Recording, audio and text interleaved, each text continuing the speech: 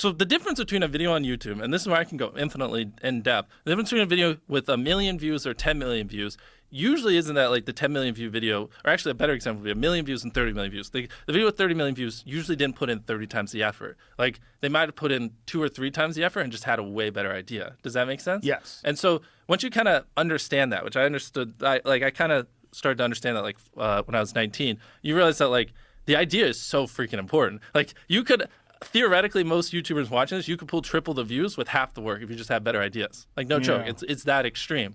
And so once you realize how important an idea is, you just obsess over, well, how do I get more ideas? How to get better ideas? So I used to just spend an hour every day brainstorming ideas. I don't anymore, but like probably like 4 years that just every day I just spend an hour and I would just do something different. One day I'd use a random word generator, like, I don't know, just say a random word.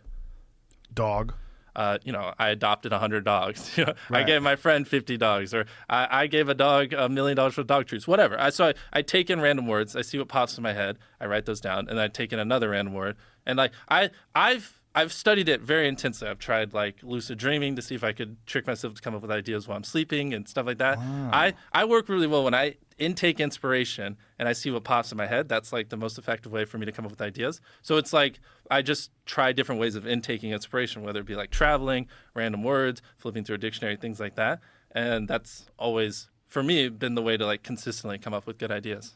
Wow. So you actively seek these ideas out and you try to come up with different ways to just have them manifest. Yeah, exactly. And then once you do, then you sit down with the crew and you go, okay, how do we make this? And then